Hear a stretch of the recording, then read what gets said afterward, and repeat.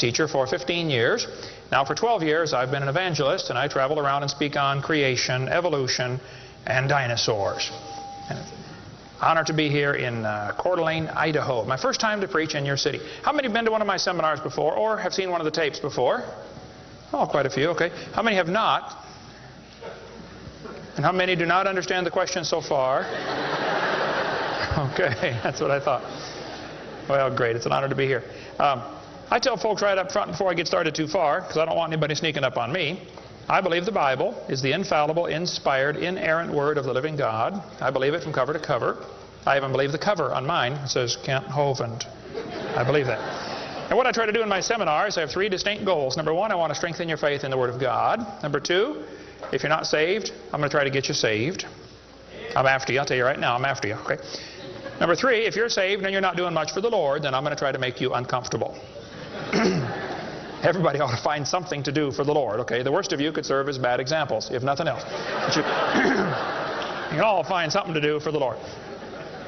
All right, this is not my wife.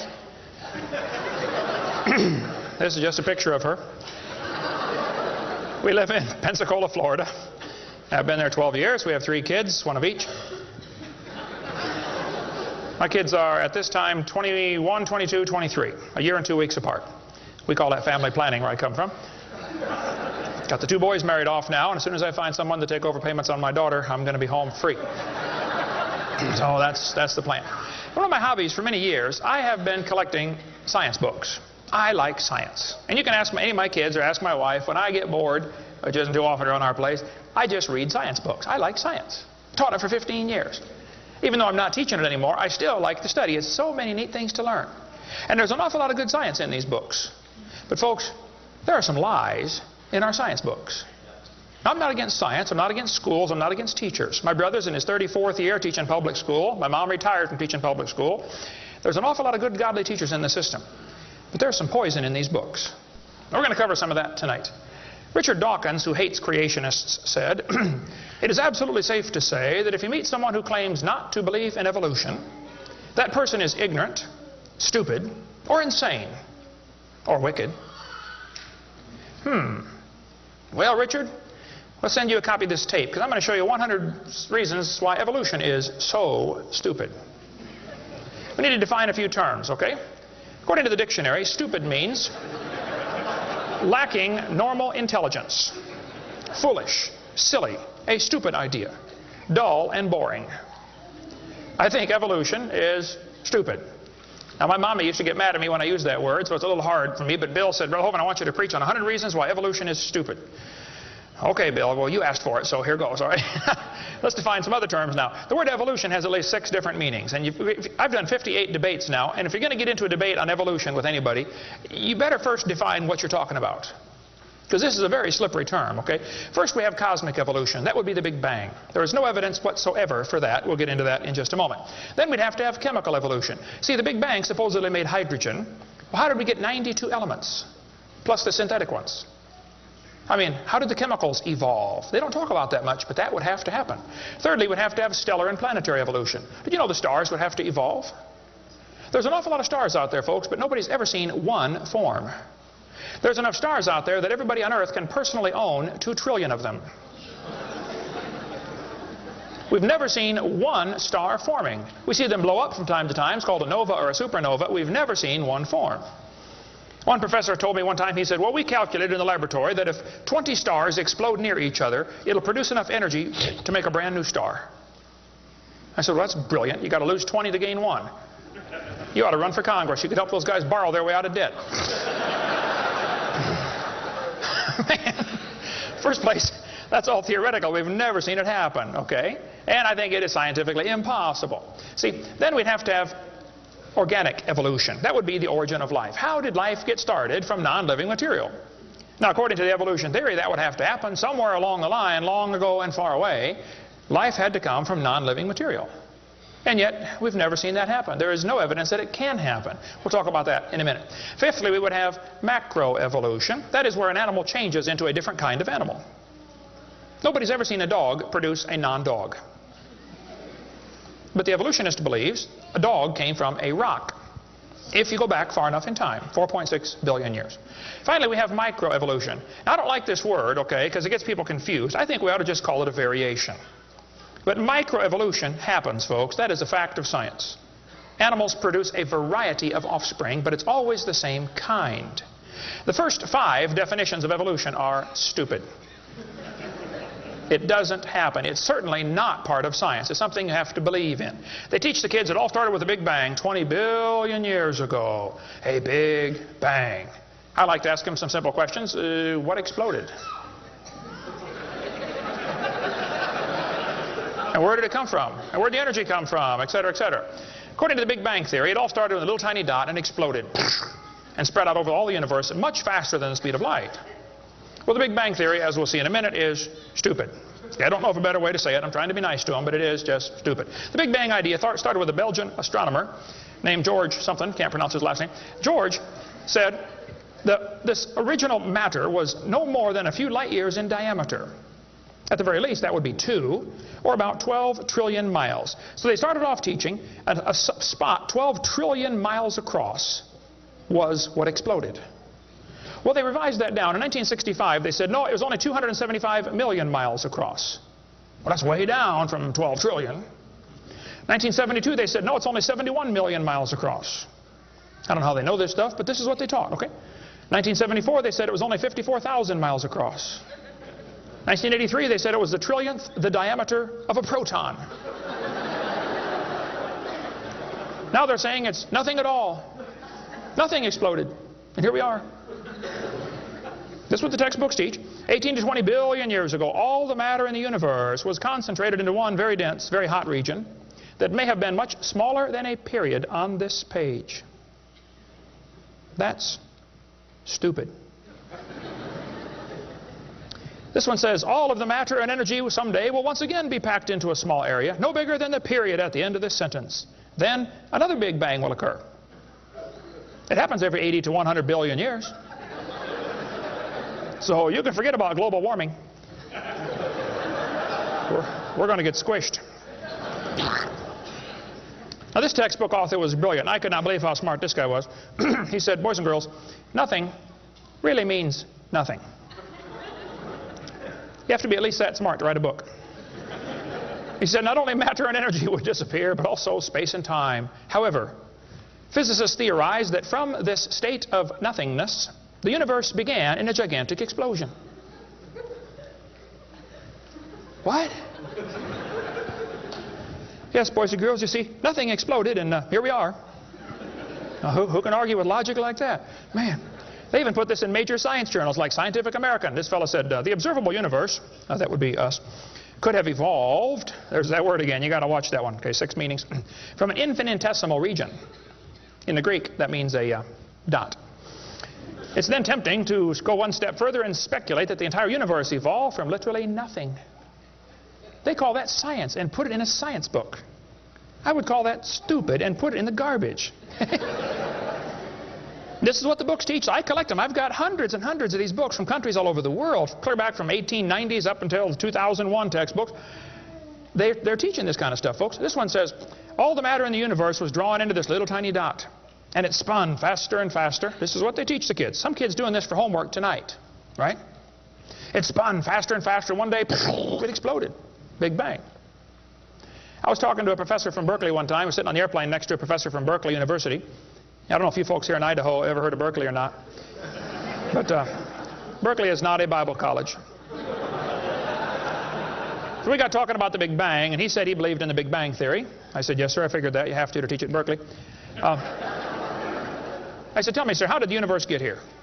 He said, well, 20 billion years ago, all the matter was squished in this little tiny dot, and it was spinning real fast, and it exploded.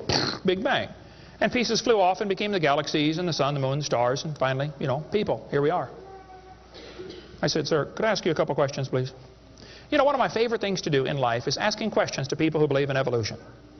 I absolutely have a wonderful... That's how this whole ministry started. 12 years ago, I moved to Pensacola, Florida. Some article came out in the newspaper that said dinosaur bones found in Montana from 80 million years ago. I wrote my first letter to the editor in my life about 12 years ago. I wrote a letter to the editor. I said, yes, they found dinosaur bones, and yes, it was 40 feet long, and yes, it was found in Montana, but it was not from 80 million years ago.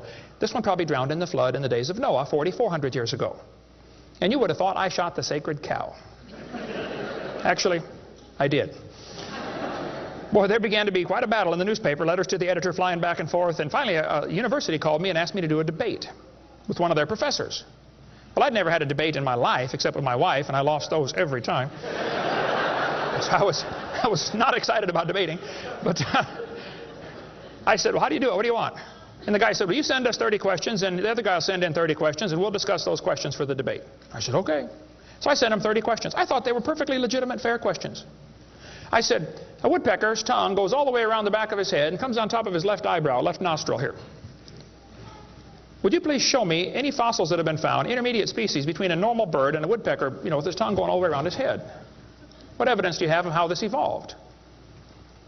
That question never came up. I don't know what happened to it. But I said, termites chew on wood and they swallow it, but termites can't digest it. It goes into their stomach, and there's little tiny critters in their intestines that actually digest the cellulose. Now, those little critters can't live without the termite, and those termites can't live without those critters. Which one evolved first? I thought it was a fair question, but it never came up. I don't know what happened. I think they lost my list. But anyway, one of my favorite things to do is asking questions to people who believe in evolution. So I asked this professor if I could ask him some questions about the Big Bang. He said, sure, what would you like to know? I said, well, sir, you told me 20 billion years ago all the matter in the universe was squished in this little tiny dot. And it was spinning faster and faster and exploded. I said, where did all this matter come from? He said, well, we don't know that for sure. I said, okay, now, sir, hold it. If I told you that I believe about 6,000 years ago God created the heaven and the earth like the Bible teaches, you're going to say, and where did God come from? And I don't know. But you said 20 billion years ago there was a Big Bang, and you don't know where the dirt came from. So basically, I believe in the beginning God, and you believe in the beginning dirt. Don't tell me my theory is religious and yours is science. Oh, no, sir, they're both religious. The news media tries to make it look like it is religion versus science. I did a debate in El Paso, Texas here recently, and the news media wrote an article. They said, religious and scientific leaders debate evolution. What is the unspoken message in that title? What are they trying to imply? Can you catch that? They're trying to imply that evolution is part of science, aren't they? No, evolution is a religion. Actually, both creation and evolution are inherently religious. These two timelines is the same information right here. I'll be referring to that throughout the seminar here. I cover this thing all the time. The Bible teaches about 6,000 years ago God made everything. 4,400 years ago there was a big flood that destroyed everything. 2,000 years ago Jesus came. Here we are today waiting for the Lord to come back in about 5 minutes. This is the Bible view of history. On this chart, 1 inch is 150 years. That's a long time. The 20 billion year chart on the bottom is a very different scale. But see, both views, creation and evolution, are inherently religious. You have to believe in creation or believe in evolution. The difference between the two, though, is very simple. The evolution religion is tax-supported. That's the difference. By the way, if I was to make that bottom chart the same scale as the top chart, the bottom chart actually needs to be 2,100 miles long. That's from Pensacola to Portland, Oregon. I don't want to carry a chart that big, so I made a new scale for the other one, okay?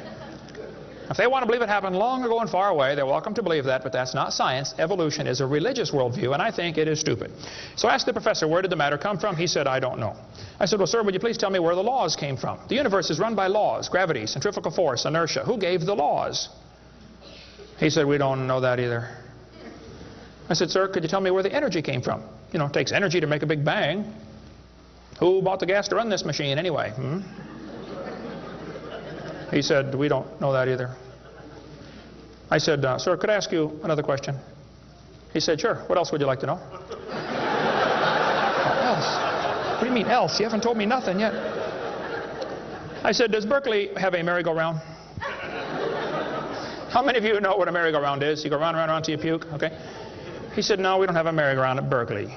I said, you ought to get one. You could learn some good science on a merry-go-round. If you put some fourth graders on a merry-go-round, are there any fourth graders in here tonight? Who's in fourth grade? All right, I like fourth graders. I spent the best 5 years of my life in the fourth grade. That's before they diagnosed ADD. Put some fourth graders on the merry-go-round, I like using fourth graders because they're tough and they're expendable. And we're going to get the high school football team out there to get that thing spinning clockwise as fast as it will possibly go.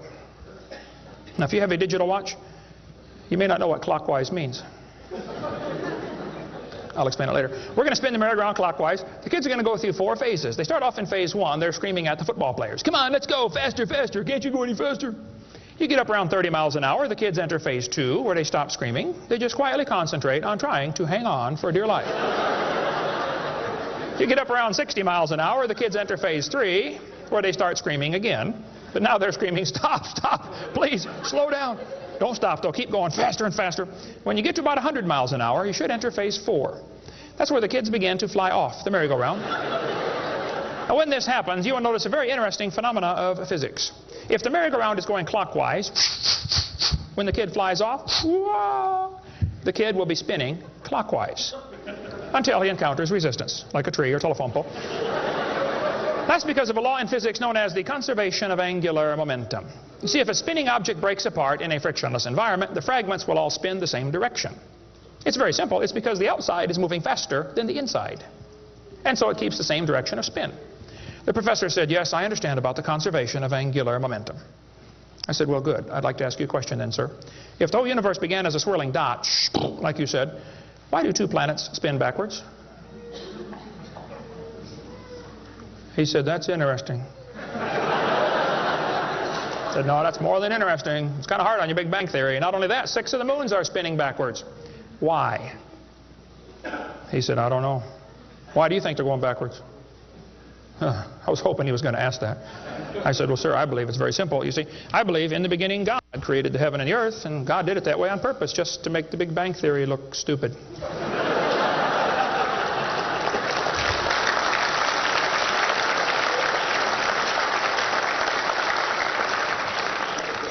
I do believe in the Big Bang, folks. I really do. The Bible teaches the Big Bang. 2 Peter 3:10.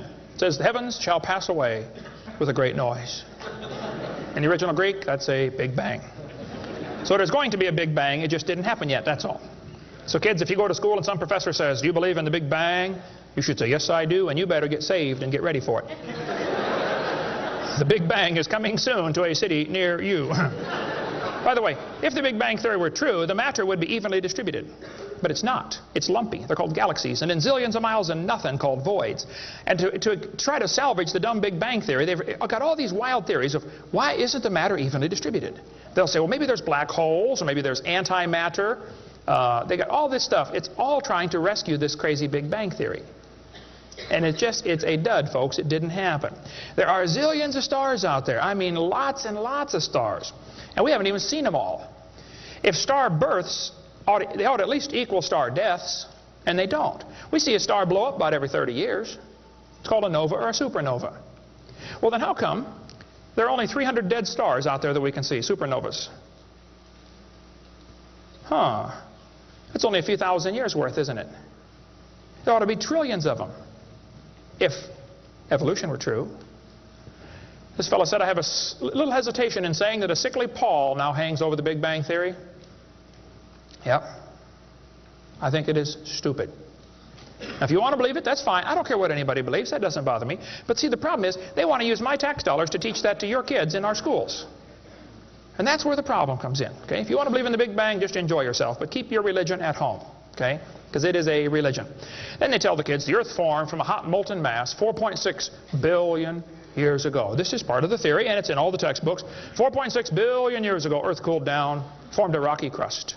I think that is stupid, and I'll show you why. Was the earth ever really a hot molten mass 4.6 billion years ago, and it cooled down? This textbook says, as earth formed, the surface was like the moon.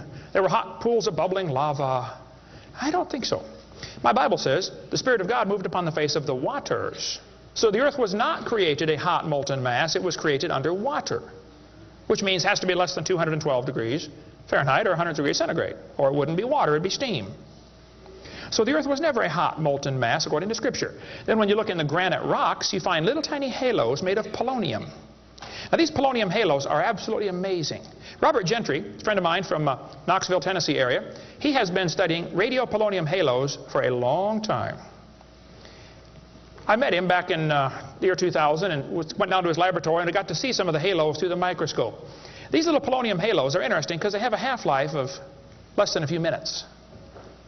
If the rock was hot, when the polonium, radioactive polonium, decayed and sent out the little particles and made the halo, it would melt away. Like at 4th of July, they shoot fireworks up. Makes a circle. Does the circle stay there? No, it all falls down, right? There are probably none up there now from the last 4th of July, are there?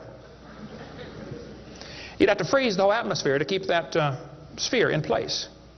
This polonium would have to be decaying in a rock that is already solid. So the Earth was never a hot molten mass. Get Robert Gentry's book if you want a lot more on that. But all over, the granites all over the world contain these polonium halos. So it is stupid to say the Earth was a hot molten mass. We have scientific evidence it was not. Here they tell the kids, though, the Earth was hot with large pools of bubbling lava, and that is just stupid. It can't possibly be true.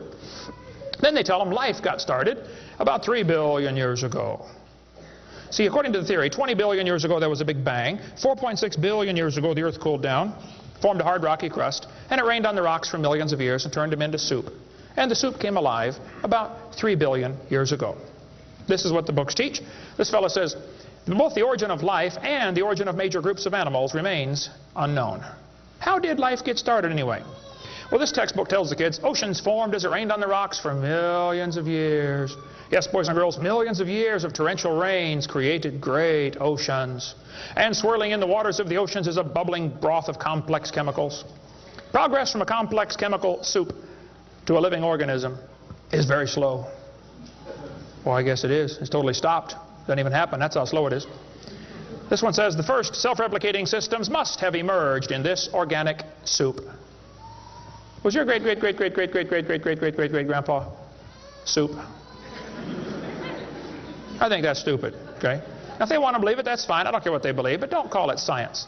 What happened back in the 1950s, a guy named Miller and Urey wanted to know how the Earth and solar system had come to be. So they tell the kids he took a mixture of Earth's primitive atmosphere. We'll talk about that in a minute.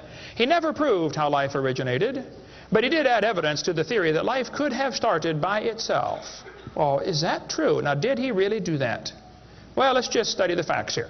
This textbook tells the kids many important events occurred during the Archean era, the most important of which was the evolution of life. Progress from complex molecules to even the simplest living organism was a very long process. Long ago and far away. Fairy tale kids, coming up. First living cells emerged 4 billion to 3.8 billion years ago. I like that word, emerged. They use it all the time. Like that explains how it happened, you know. It just emerged. There is no record of the event, they tell the kids. Look, kid, we know what happened and you're going to be tested on this, but there's no proof. Oh, okay. It's not science. First living self-replicating systems must have emerged in this soup. I don't think so. Here's what students are taught in school. This picture of the different glass tubes and flasks and pipes going around, they tell them this is how they made life in the laboratory. He said he studied the chemical reactions of gases that existed in Earth's primitive atmosphere. Ooh, now this is important, okay? Notice up in the upper right-hand corner, he had methane, ammonia, water vapor, and hydrogen, no oxygen. He circulated these gases through these tubes through a spark, supposed to represent lightning. And sure enough, it produced a red goo at the bottom of the flask and had some amino acids in it. They didn't come close to getting life, though. Miller excluded oxygen in a reducing atmosphere because life could not evolve with oxygen. Anything that got together would oxidize. Cut a banana open, lay it on the table, it'll turn brown, it'll oxidize. Okay, so will an apple, so will anything alive. It'll oxidize. So that's why he didn't have any oxygen in the experiment. One of his gases was ammonia.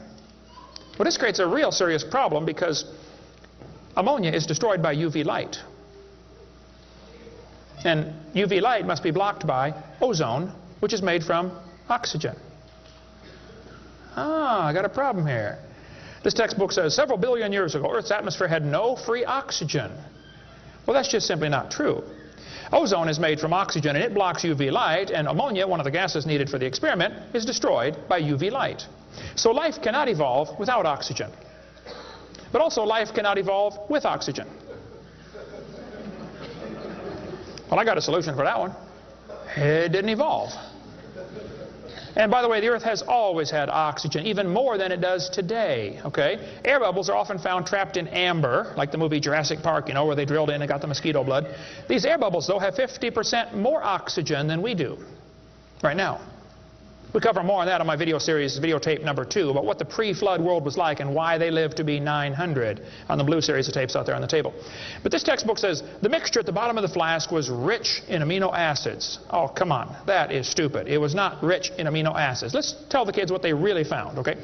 He filtered out the product. As this gas went through the tubes, he sparked it, produced this goo at the bottom, and he drew the goo off, because if it went through again, it would be destroyed by the spark. Now, in real life, you're not going to get a section of the ocean protected. They say this just happened by chance in the ocean. You can't filter out the product then. Secondly, what he made was 85% tar, 13% carboxylic acid, 2% amino acids.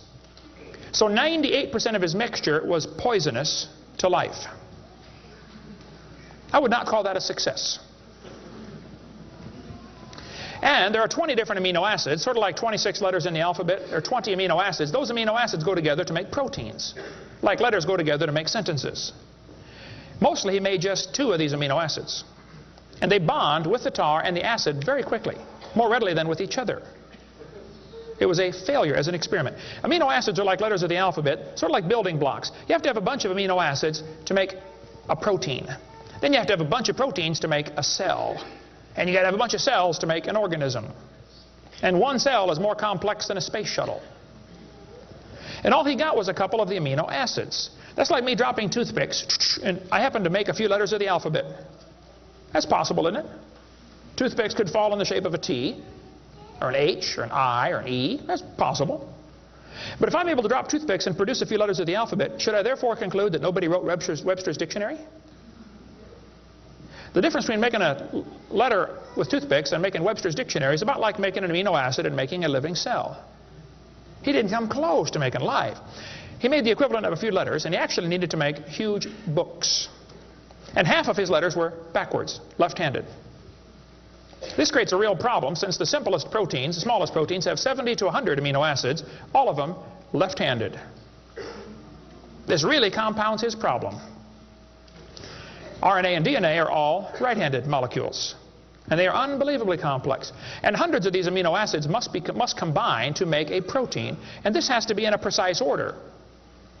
And they unbond in water much faster than they bond, and last time I checked, the oceans are completely full of water.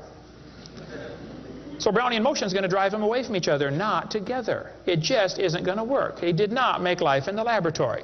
But they tell the kids, he showed how life could have started by itself. Oh, that is just a stupid, okay? That's a lie. He did not show anything of the kind. And every experiment since then has made the problem worse. They're finding more and more things that just couldn't happen. Don't call that science. But they tell the kids, you know, 3 billion years ago, life appeared on Earth. Asked me to speak at this college in Boston one time. This preacher called all the colleges and universities around Boston and said, would you like to have Kent Hovind come speak at your college? Finally, one professor said, yes, he can come speak at our school if our professors can ask him any questions they want, because we want to show our students how dumb these creationists really are. So the preacher called me and said, Brother Hovind, would you like to speak at this college and let them make fun of you for a couple hours? I said, I would be honored. So I showed up. There were 6 professors and all their students. You know, I felt like Daniel in the lion's den. I got my charts out and I said, now folks, I believe the Bible. Nobody cheered. I said, I believe about 6,000 years ago God made everything. The world's not millions of years old. 4.6 billion years ago, there was a big flood. I'm sorry, 4,400 years ago, there was a big flood. Not 4.6. And 2,000 years ago, Jesus came, and I gave them the basic Bible story, okay? Then I told them what they believe. Because most of them don't know what they believe. You have to tell them. You guys believe 20 billion years ago there was a big bang where nothing exploded and produced everything. 4.6 billion years ago the earth cooled down, made a hard rocky crust. It rained on the rocks for millions of years, turned them into soup, and the soup came alive 3 billion years ago. And this early life form found somebody to marry. Boy, now that's a good trick. And something to eat, of course, and slowly evolved into everything we see today. One professor was getting kind of upset about this time. I seem to do that to them. He said, Mr. Hovind, there are hundreds of varieties of dogs in the world. I said, yes, sir, you're right about that. He said, you mean to tell me that you believe all these dogs came from 2 dogs off a Noah's Ark? You expect me to believe that? Ha, ha, ha. I said, sir, would you look at what you're teaching your students? You're teaching your students that all the dogs in the world came from a rock.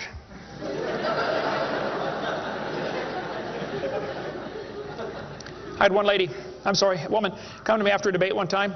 She was steaming down the aisle. Boy, she was mad. Oh, I could tell. I'm in trouble now. I stood there quivering in my boots, you know.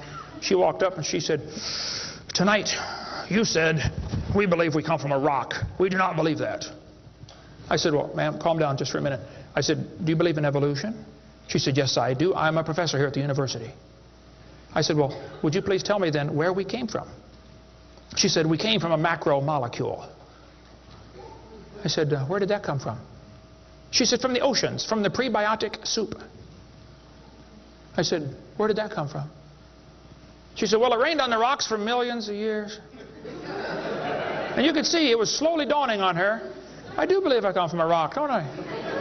Yes, ma'am, you do. You ought to be proud of it. Hey, don't step on Grandpa, whatever you do.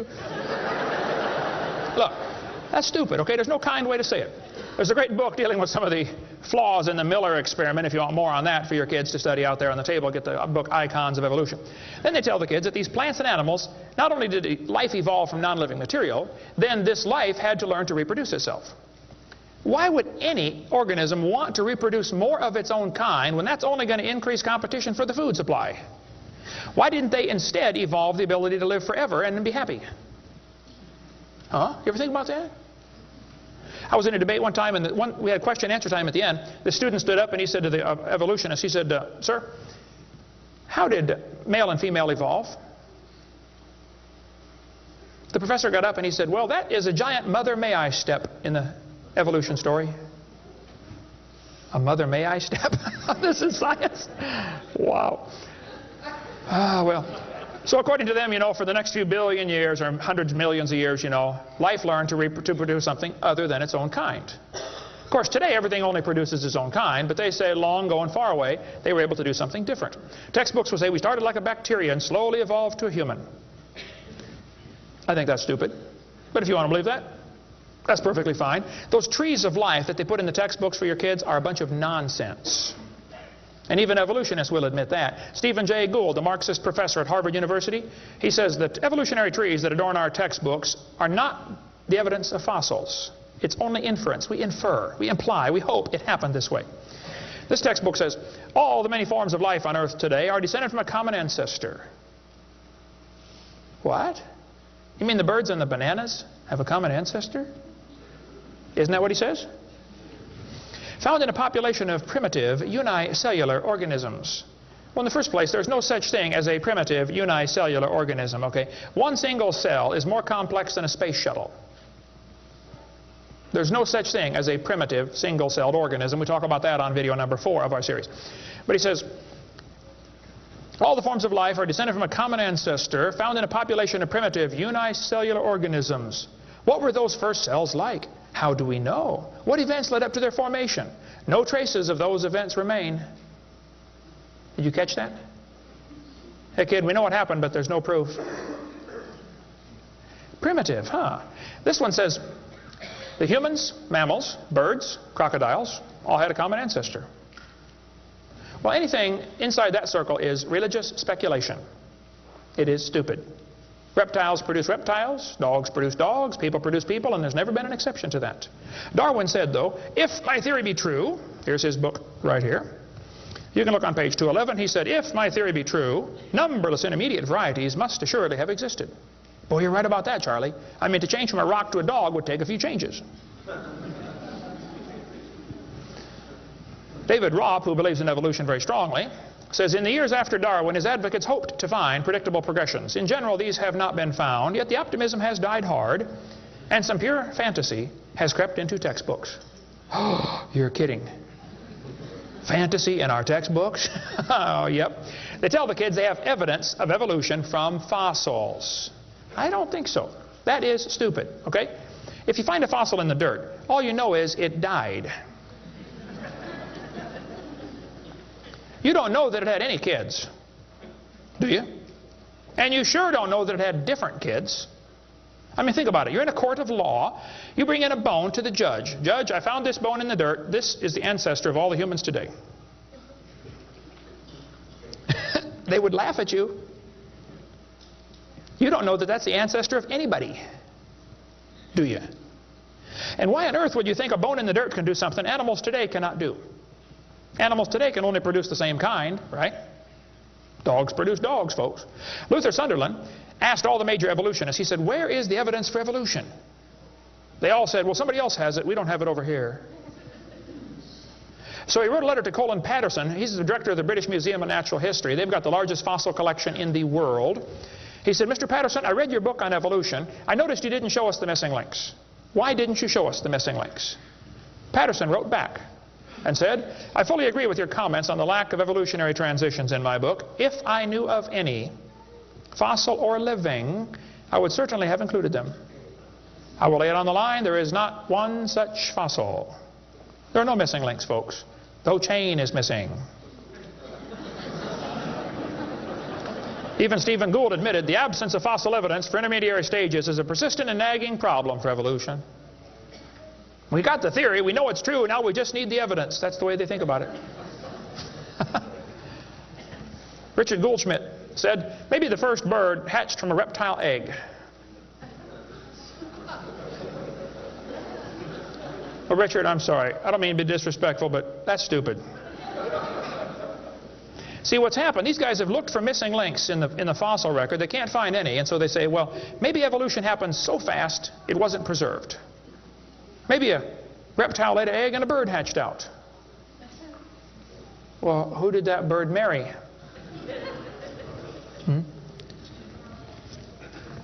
There's only about a zillion differences between a reptile and a bird. We'll get into that later sometime if we get time. But if they want to believe that, that's perfectly fine. Here's what happened.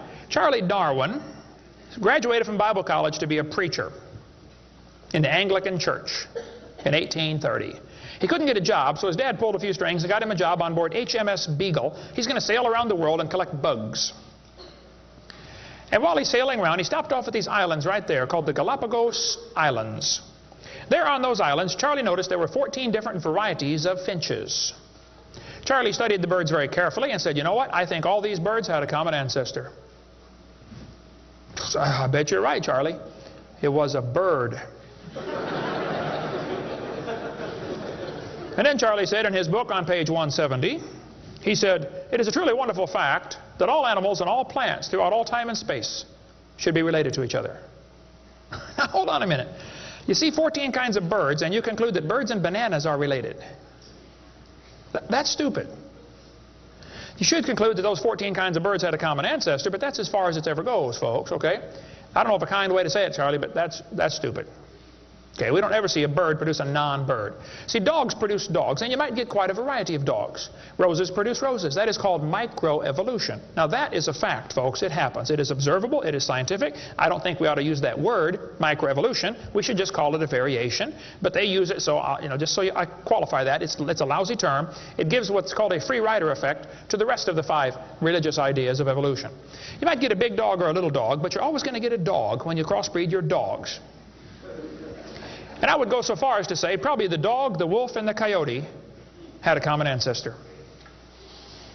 This Irish textbook shows different dogs, and it calls it divergent evolution. Oh, come on. Giving it a fancy name doesn't change a thing. It is still a dog. And a 3-year-old can tell you. Anybody in here 5 years old? Who's 5 years old? 5 years old. What's your name? Misty. Here we have a dog, a wolf, a coyote, and a banana. Which one is not like the others? Dog, wolf, coyote, and banana. Banana. All right, let's give Misty a hand. Very good. The other ones. Some of these college professors can't tell. Look, there's a variety of dogs, folks, and they probably had a common ancestor. It was a dog. Okay? It's just a dog. See, variations happen within the dog kind. You get a big dog or a little dog, but there are limits to these variations. Haven't the farmers been trying to breed for bigger pigs for a long time? They try to get the biggest pig they can, don't they? Do you think they'll ever get a pig as big as Texas? I bet there's a limit in there somewhere, isn't there? Roaches become resistant to pesticides after a while. Do you think they'll ever become resistant to a sledgehammer? I bet there's a limit. Yeah, okay. They still produce the same kind of plant or animal. That's not evolution. That's just a variation of the same kind, okay? And the information for that variety was already present in the gene pool. No new information is ever added. The dogs or the pigs don't learn to fly or become pink. Okay, there's no new information added, just scrambled information. And the gene pool of the new variety is now more limited than before. Somebody spent years crossbreeding dogs to develop a Chihuahua. All that work to make a dog that is 100% useless.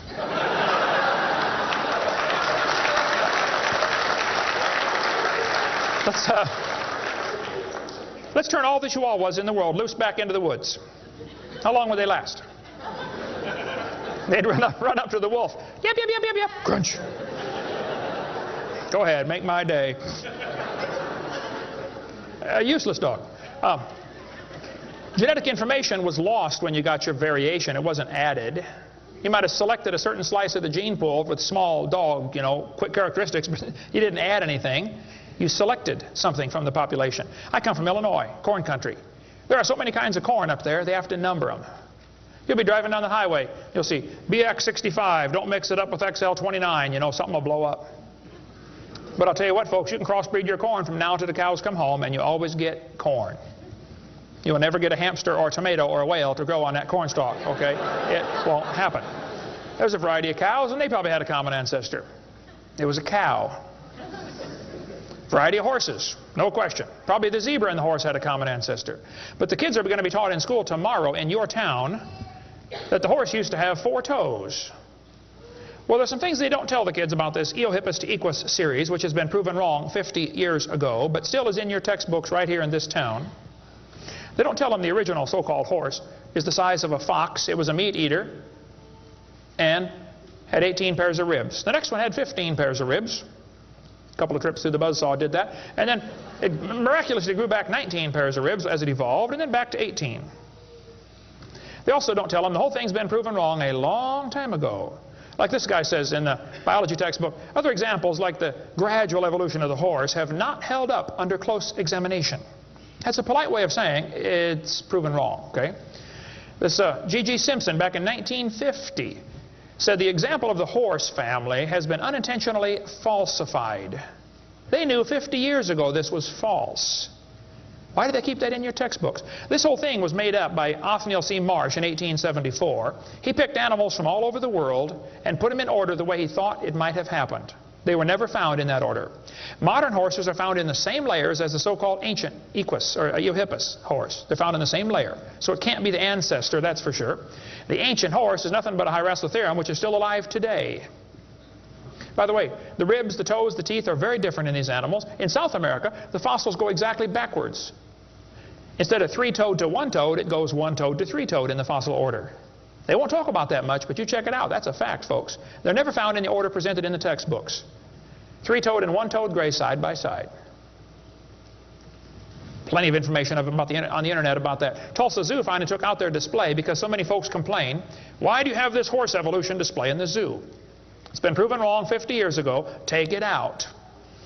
And you folks ought to get together with your school board and say, look, on page whatever it is, 952 of our textbook, it says the horse evolved from a 4-toed ancestor. Let's cut this page out. If you had a page in your textbook teaching the kids the earth was flat, would it be okay to demand that that page be removed? You don't have to buy a whole new book. Just cut the page out. It won't cost the school anything. How many of you would volunteer to help cut the pages out and bring your own scissors? See? It won't cost them a dime. And you send me your book and I'll show you which pages need to be taken out. I've read hundreds of them. I can find them like that. Free of charge. I'll donate my time. Peabody Museum still has the horse evolution on display. As I stood, I've been there many times. It makes my blood boil every time I walk in that place. I'm standing there looking at this lie proven wrong 50 years ago while hundreds of kids come through in school groups. The kids are never told, well, this has been proven wrong, boys and girls. They asked the folks at the Tulsa Zoo before they took the display down, they said, why don't you take this display down? The zoo director said, we don't have the funding to remove it. I've got all the letters back and forth on that.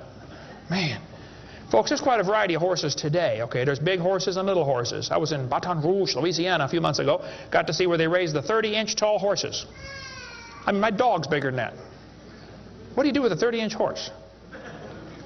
Look at it, I guess is about it. And they sell them for $10,000. Sucker born every minute, I guess. But one lady wrote me a letter and said, Mr. Hovind, we crossbreed zebras, ponies, horses, and mules. Not mules, the jackass. And we raise zonkies, zorses, zeonies. They cross every which way. Well, that's probably because they're the original same kind. No problem there. You want to see all the fatal flaws in the horse evolution story, get the book out there, Icons of Evolution. So then they're going to tell the kids, well, we have evidence for this theory. We think that one animal changed to another, and we can show evidence because many animals have similar forelimb structure. This is called the argument from homology. Well, what do they tell the kids? They'll say, boys and girls, you have two bones in your wrist, radius and ulna. And boys and girls, look at the whale's flipper carefully. Did you know the whale has two bones in his flipper, and they're called the radius and the ulna? Same as ours. Wow. Who named them, teacher? The whale? Think about it. But this is one of the evidences for evolution. They're going to say, boys and girls, comparative anatomy provides further evidence of evolution. The commonalities suggest that these and other vertebrate animals are all related. They probably evolved from a common ancestor. Well, duh. That's stupid, okay? Maybe they all had the same designer. Doesn't prove a common ancestor. By the way, the bones develop from different genes in these different organisms. They are not homologous organisms like they want you to believe. Similar design might prove the same engineer made the design. A lot of bridges in the world are kind of similar to each other. You can go compare, different suspension bridges around the world, Golden Gate Bridge and other bridges, and there's a lot of similarities. That doesn't prove one is the father of the other, or that a tornado put them up. No, it's a design that works good, okay? I discovered that the Pontiac lug nuts from a Pontiac will fit on a Chevy. They will. That proves they both evolved from a Honda 14 million years ago. No, the same engineers are designing these cars. Then they tell the kids about the geologic column. How many have ever heard that the different layers of the earth are different ages? They show the kids Grand Canyon.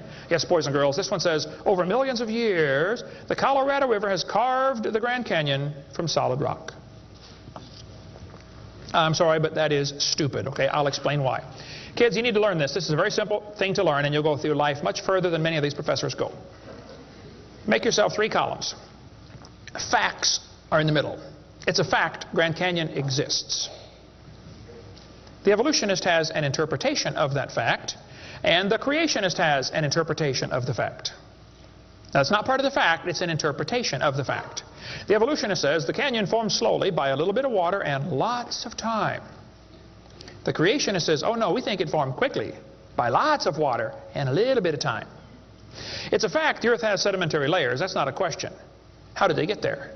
Well, the evolutionist says these layers formed slowly over millions of years. The creationist says, no, these layers are all from the flood in the days of Noah.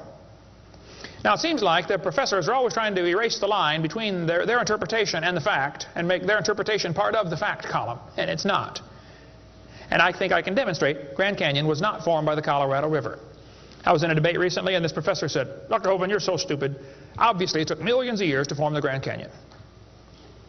I said, well, sir, I've seen Grand Canyon many times. I taught earth science for 15 years. I've studied it intensively. Just flew over it last week, as a matter of fact, twice. Got a perfect view of it going out to California and back, flying from wherever I was, Florida. That's where I live. This textbook says, the Colorado River has cut through layer upon layer of rock over millions of years. Well, if you built a dam across Grand Canyon, it would take a lot of dirt or concrete, but if you could, okay, it'd be a huge dam. A giant lake would back up behind that dam, covering several states. That purple area is all drained right through the Grand Canyon drainage basin. This snow line tells a very interesting story. In between these 2 red lines is snow. This is a picture from a satellite showing about 150 or 200 miles of the canyon area. Real wide shot. The river enters the canyon at the far right. The river is 2,800 feet above sea level. As it goes down through the canyon, the ground is rising up. It's called the Kaibab uplift, okay? The uplift is 7,000 or 8,000 feet above sea level. Interesting. The river flows downhill. All rivers flow downhill. So as the river enters the canyon and flows downhill from there, when it gets to the 1,800-foot elevation mark, the top of the canyon is 7,000 or 8,000 feet above sea level, so it's over a 1-mile drop. Very impressive. Hole in the ground. But some points to ponder. I said to the professor, I said, "Sir, did you know the top is higher than the bottom?" He said, "Yeah." I said, "Did you know the river only runs through the bottom?" He said, "Yeah." I said, "Sir, the top is higher than where the river enters the canyon by 4,000 feet.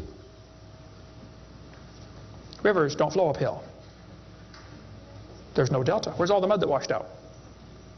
There's no way that river made that canyon. Grand Canyon is a breached dam, a spillway that washed out.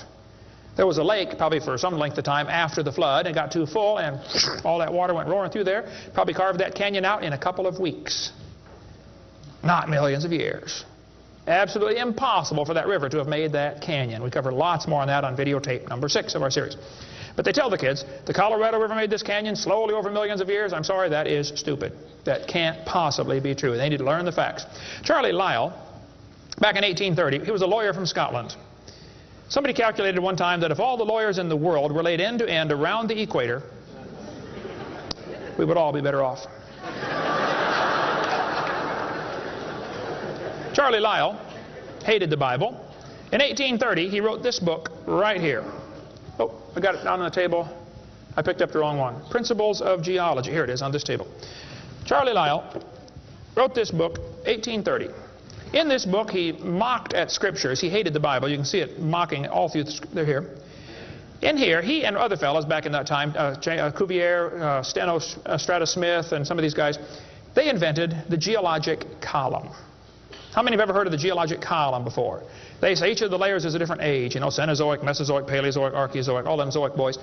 And they gave each layer of rock a name, like maybe you saw the movie Jurassic Park, and an age, and an index fossil. This was done in 1830, way before there ever was a carbon dating or potassium argon dating or lead-208, lead-206, uranium-235, uranium-238. Didn't exist, folks. The dating technique didn't exist. They just made up these numbers out of the clear blue sky. The geologic column is the Bible for the evolutionist. It can only be found one place in the world, the textbooks. There's no geologic column, and they know it. This fellow says, if there were a column of sediments, unfortunately, no such column exists. The geologic column is a hoax. It does not exist. It is stupid. Those layers cannot be different ages. If the geologic column were all in one place, it would be 100 miles thick. Didn't happen. By the way, if the geologic column were true, if you look at the side of Grand Canyon and see all these thousands of layers, why are there no erosion marks between the layers? Don't you think if one layer sat there for 10 million years waiting for the next one, it would rain once or twice? No erosion marks between the layers. Interesting. Oh, something to consider anyway. Those layers are all deposited very rapidly, and I think we can demonstrate that scientifically. If you take a jar of dirt, put some water in it and shake it up, and set it down, it'll settle into layers for you automatically. It just takes a few minutes. It's called hydrologic sorting. The gravels go to the bottom, and then the sands and the silts and the clays, it'll sort just like that, folks. Go home and do it with a jar. You'll see what I'm talking about. Years ago, I was preaching in Union Center, South Dakota. Union Center is right there. It's not even on the map. There are 40 people in the whole town. 38 of them came to church. I don't know where the other 2 were. But they showed up later, I guess. But the preacher said, "Hey, Brother Hovind, let's go down to Rapid City, South Dakota. They've got a museum down there with a bunch of dinosaur bones."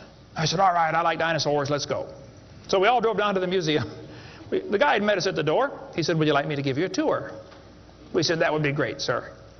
The first place we stopped on the tour was the geologic time scale, the big chart. They got it behind glass so the kids can't touch it. You know, this is holy, sacred. And the guide said, "Now, boys and girls, this layer of rock right here is about 70 million years old." My daughter was 12 at the time. She raised her hand. She said, "Mister, how do you know that layer is 70 million years old?" He said, "Well, honey, we tell the age of the layers by what kind of fossils we find in them. They're called index fossils." Oh, she said, "Thank you, sir." We walked around the other side of the dinosaur, and we're standing over here, and the guide said, now folks, these bones you're looking at are about 100 million years old. My daughter raised her hand again. She said, mister, how do you know those bones are 100 million years old? He said, honey, that's a good question.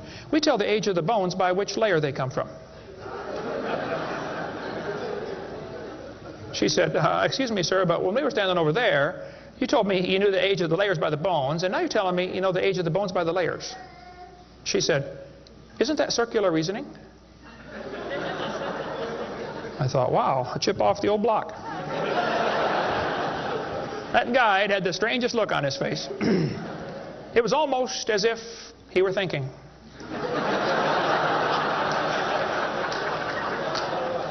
He looked at my daughter. He looked at me. I wasn't about to help him. I thought, wow, this is going to be good. I got to hear this. He looked back at my daughter. He said, you know, you're right. That is circular reasoning. I never thought of that before. Folks, geologic column is a joke. It doesn't exist. It's all based on circular reasoning. We can demonstrate that clearly. Get our video number 4 if you want more information on how it's all based on circular reasoning. I'll just give you a couple of quotes here. This guy says, the rocks do date the fossils, but the fossils date the rocks more accurately.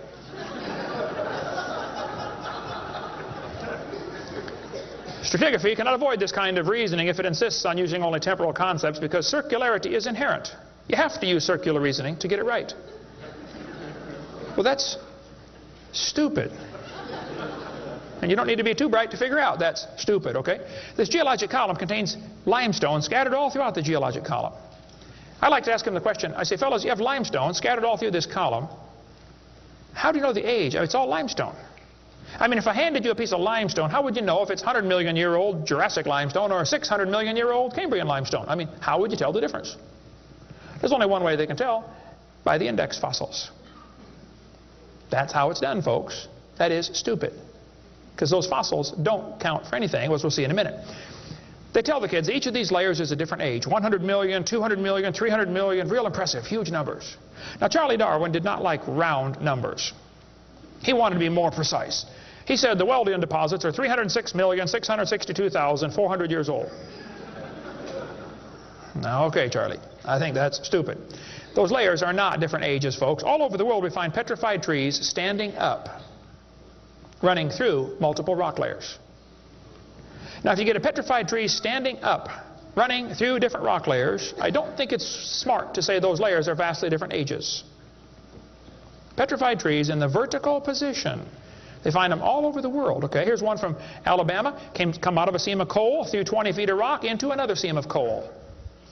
They found about 3 dozen of them, I think, in that one little coal mine, one little area, while they're digging the coal out. Petrified trees standing up.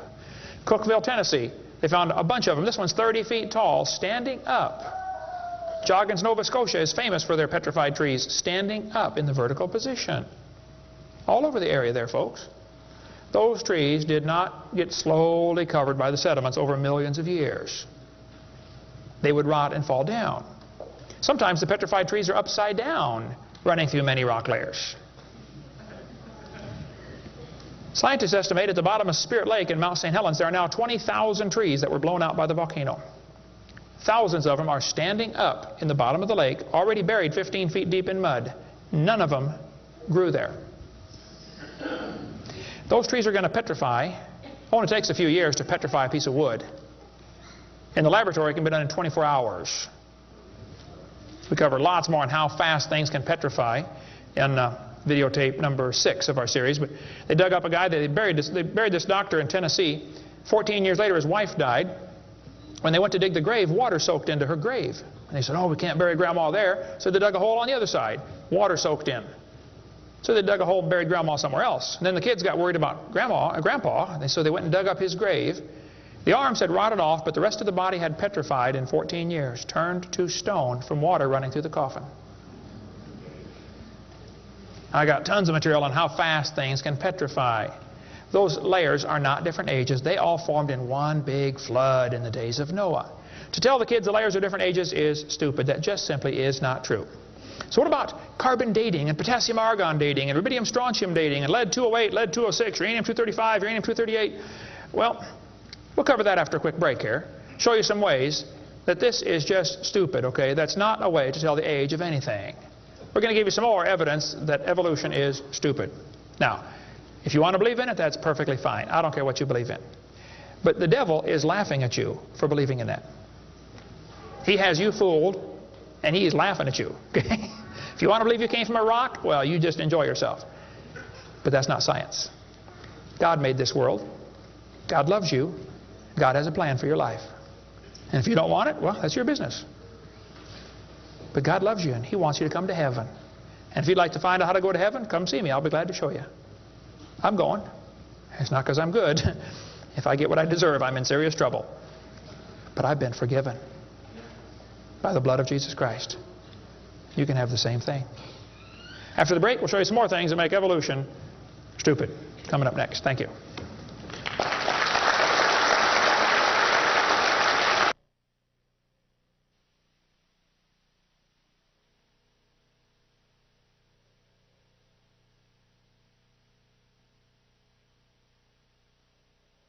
In the early 1950s, actually the late 1940s, they invented carbon dating. We're going to explain a little bit about radiometric dating and how it's supposed to work, and then show you that it does not work, okay? The Earth's atmosphere is about 100 miles thick, and we're also protected by a magnetic field. Radiation from the sun and from the stars, mostly from the sun, goes right through that magnetic field, some of it does, and hits the atmosphere and produces carbon-14. Carbon-14 is radioactive. Normally, carbon is atomic number 6, which gives it atomic weight of 12. But this nitrogen, which is right next door to carbon, gets struck by radiation and it turns it into carbon-14. Now, carbon-14 is unstable. It is radioactive. It's always breaking apart. And you can hear it like with a Geiger counter, you know, click, click, click, click, just like uranium, because it's decaying. They've discovered it decays at a fairly consistent rate. About half of it will decay every 5,730 years. Which means if I gave you a pile of carbon-14, 5,730 years later, half of it would turn back to nitrogen. The rest would still be carbon-14. Theoretically, it's a random event, but it could, that's probably how long it would take. During photosynthesis, plants are breathing in carbon dioxide, and this radioactive carbon is mixed in with the regular carbon. The plant doesn't seem to know or care if it's getting radioactive carbon or regular carbon. It just takes it right in. Animals eat the plants and make it part of their body. Probably during your lifetime, you have either eaten plants or you've eaten animals that have eaten plants. How many have done that before? Okay. So, you probably have radioactive carbon-14 in you. Now, theoretically, what you have in you should match whatever's in the atmosphere, about the same percentage. Because the plants are always breathing this stuff in, and the animals are always eating the plants, and we're always eating the plants and the animals, so it should pretty much stay in balance. It is assumed the ratio of radioactive carbon-14 to normal C12 in the atmosphere would be the same found in living plants and animals. That is an assumption, but it's a reasonable assumption. The atmosphere today is 0.0000765%. Not much. That's how much carbon-14 it has in it. When the plant or animal dies, it stops eating or breathing. How many knew that already? Okay. So whatever it had in it begins to decay. Since half of it will leave in 5,730 years, all you got to do is check to see how much C14 is in it, how much C14 is in the atmosphere, and if it's only got half as much, it's been dead for 5,730 years. Sounds great, but doesn't work. In theory, it never goes to zero, but it goes from a half to a fourth to an eighth to a 16th to a 32nd to not much. Okay? After 4 or 5 half-lives, you can't measure it. So if anybody ever tells you, we know the Earth is millions of years old because of carbon dating, you can rest assured they don't have a clue what they're talking about. Because if it worked, it would only work for 30 or 40 or 50,000 years maximum. They compare the amount of C14 in the object being dated with the amount currently in the atmosphere and estimate how long the object has been dead. It sounds good, but there are some assumptions that mess everything up. Okay? Assumption number 1, has the amount of C14 in the atmosphere always been the same? Has it reached equilibrium? This is an interesting problem. If I told you to fill a barrel with water, but I drilled holes on the other side of the barrel, while you're filling it, it's leaking out. At some point, it's going to be leaking at the same speed you're filling, and that point is called equilibrium. You will never fill the barrel past that point unless you plug the holes or fill faster. See, it's filling and leaking at the same time, sort of like your checkbook. You know, you put it in and it leaks out, okay? Hopefully you want to at least be at equilibrium, okay? If less than that, you're going to be in trouble eventually. See, if your outgo exceeds your income, your upkeep will be your downfall every time. Well, they say if you took a brand new planet Earth and stuck it out in the solar system, the sun would start producing carbon-14. It would start decaying also right away, and it would take about 30,000 years to reach this equilibrium point. Well, Willard Libby and others who invented carbon-14, University of Chicago in 1947 to 53, he got a Nobel Prize for it in there somewhere. He said, well, it would take 30,000 years to reach equilibrium. He said, well, we know the Earth is millions of years old. Mistake number one. So we can ignore the equilibrium problem. Mistake number two. The Earth's atmosphere has still not reached equilibrium. There's more C14 now than there was 10 years ago, which proves the Earth is less than 30,000 years old, which I could have told them just from reading my Bible.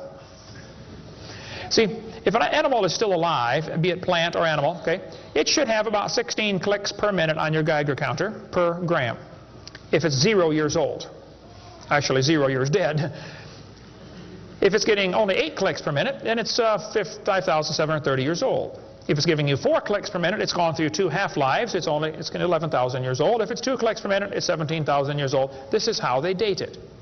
So if you're getting 2.5 clicks per minute, you just find the point on your graph and draw the line over and determine the age. Sounds real simple, but it doesn't work. If we had walked into a room and found a candle burning on the table, and I asked you the question, when was it lit? You say, I don't know, Mr. Hovind, it's burning when I got here. Okay, well then let's do some empirical science. Empirical science is things we can test and measure and observe and test. Not theoretical, I mean empirical. We can measure it and weigh it. Let's measure the height of the candle. Suppose the candle is 7 inches tall. Who can tell me when it was lit? Okay, nobody. Let's do some more empirical science. Let's measure the rate of burn. Suppose we determine it's burning 1 inch an hour. When was it lit?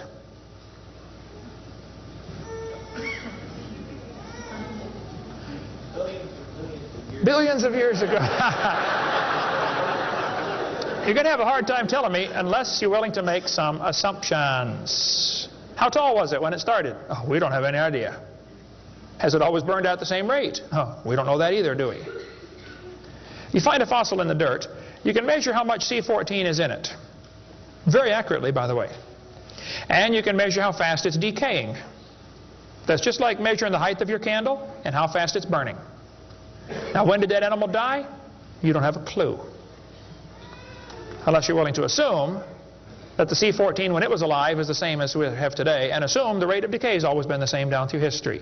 You can't prove either of those. Living mollusk shells were carbon dated at 2,300 years old. Hello, they're still alive. Freshly killed seal, carbon dated 1,300 years old. Shells from living snails, carbon dated 27,000 years old.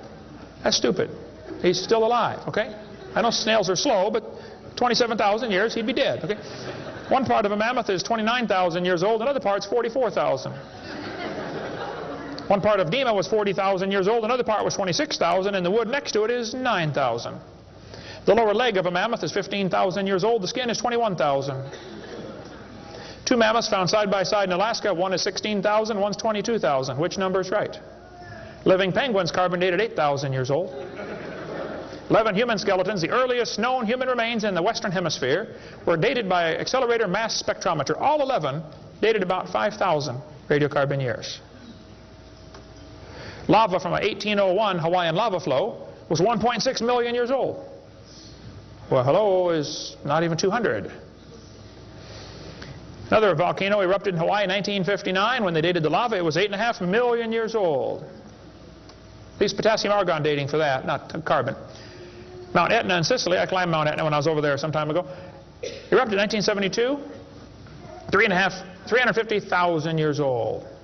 Mount St. Helens built a new lava dome in 1982. They dated it, got numbers from 350,000 to 2.8 million. It's not even 20 years old. Here's what you ought to consider about carbon dating. Samples of known age, it doesn't work. If it's a sample of unknown age, it is assumed to work. That's stupid. In the last 2 years, an absolute date has been obtained for the Gandong beds above the Trinil beds. It has the very interesting value of 300,000 years, plus or minus 300,000 years. Boy, they nailed that one right on the head, didn't they? See, back in 1770, George Buffon said the Earth is 70,000 years old. 1905, the official age of the Earth was 2 billion.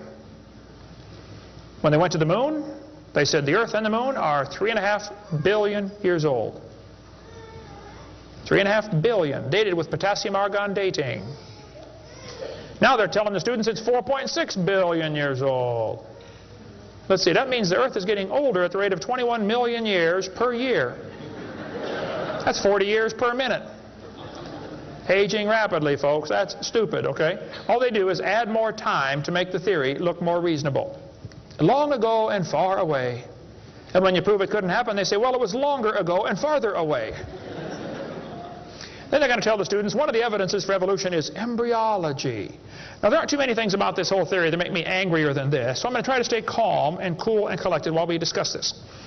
Ernst Haeckel, an embryology professor at the University of Jena in Germany, loved evolution theory. When Darwin's book came out, Ernst Haeckel read that book the next year and said, wow, this is a great theory. All we need now is some evidence. 9 years later, they still had no evidence. So Ernst Haeckel decided to help Charlie out. He was an embryology professor, the study of animals before they're born. You know, the different embryos of all these different animals. He made drawings that were fake to make them look alike. The students are taught we have evidence from development. I don't think so. The similarity between early stages in development of many different animals helped convince Darwin that all forms of life shared common ancestors. Actually, Darwin considered this by far the strongest single class of evidence in favor, a class of facts in favor of his theory. This is stupid, folks. I'll show you. This textbook says, the human embryo growing in the mother has gills like a fish. Those little folds of skin are not gills, okay? Excuse me. Those little wrinkles under your chin when you're growing up later develop into bones in the ear and glands in the throat. They never have anything to do with breathing. I've seen folks that have 5 or 6 chins and they can't breathe through any of them but the top one. Those are not gill slits.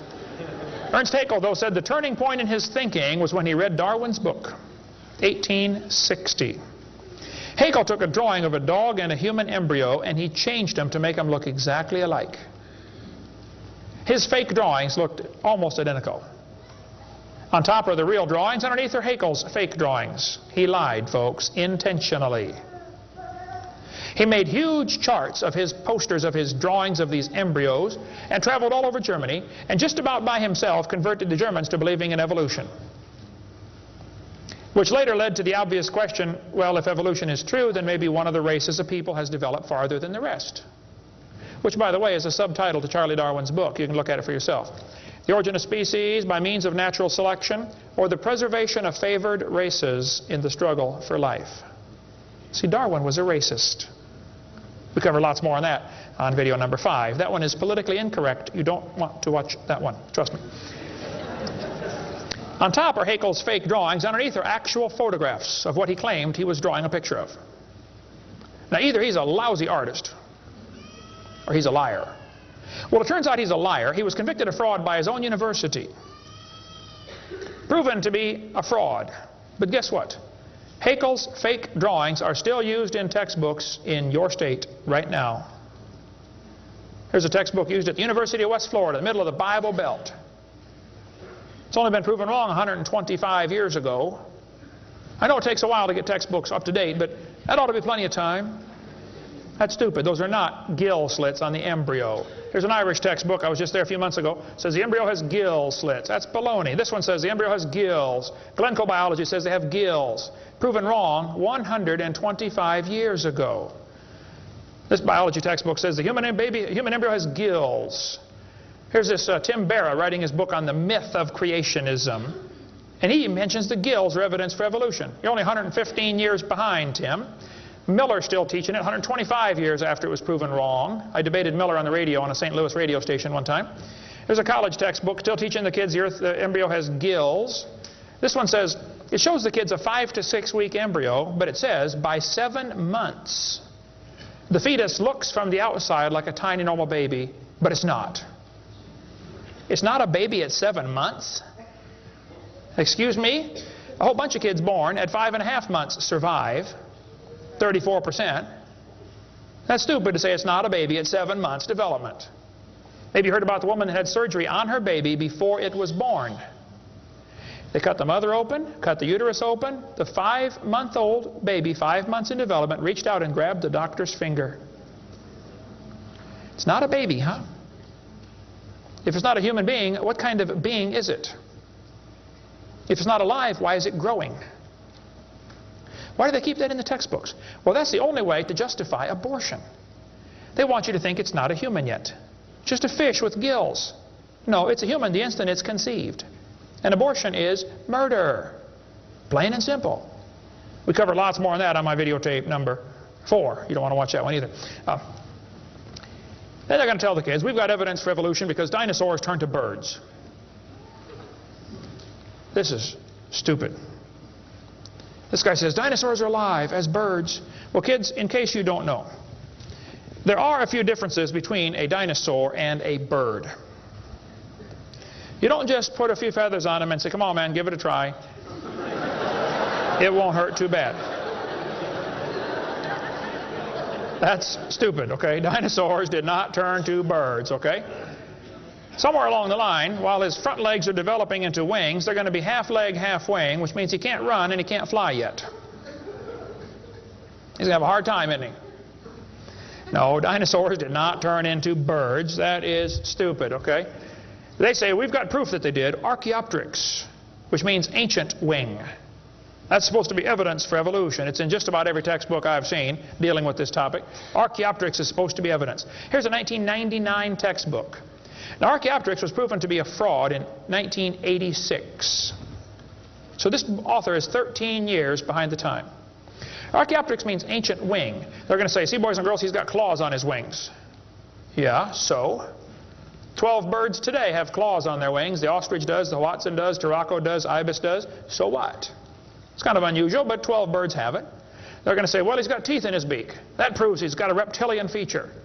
Well, now, wait a minute. Some reptiles have teeth, some don't.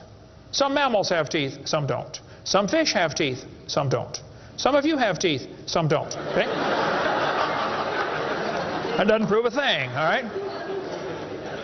Alan Fiducia is considered one of the world's experts on birds. He believes in evolution. University Chapel Hill, North Carolina, Chapel Hill. He said, paleontologists have tried to turn Archaeopteryx into an earthbound feathered dinosaur, but it's not. It's a bird, a perching bird, and no amount of paleo-babble is going to change that. It's a bird. By the way, even by their twisted thinking, birds are found in layers lower than Archaeopteryx. If you find fully formed birds in rock that you think is 130 million years old, then Archaeopteryx at 65 million years old cannot be a missing link, can it? Because birds were already here.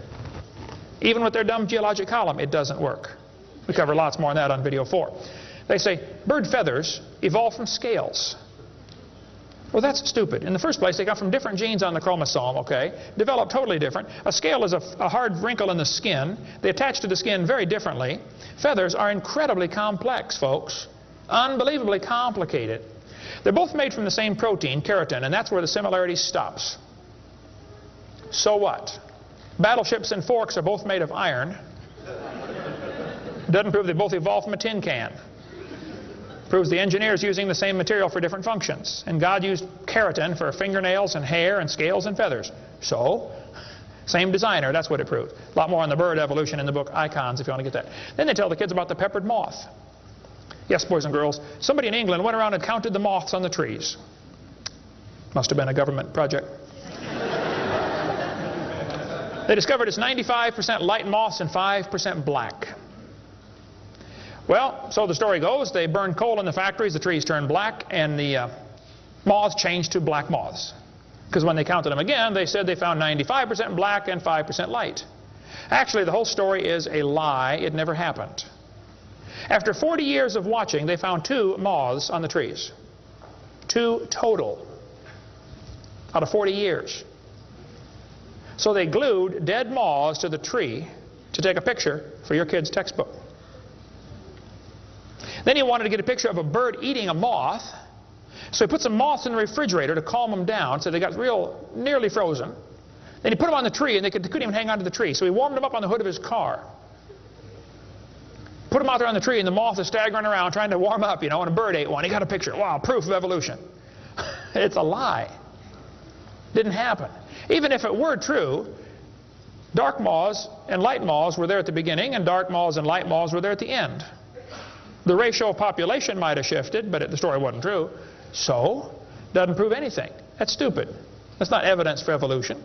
They tell the kids, we've got vestigial structures. Now, a vestigial structure is something you don't need anymore. They'll say, boys and girls, you have an appendix that you don't need anymore. That's a vestigial structure. That's proof of evolution. Well, excuse me, you do need your appendix, okay? That is stupid. The appendix is part of your immune system.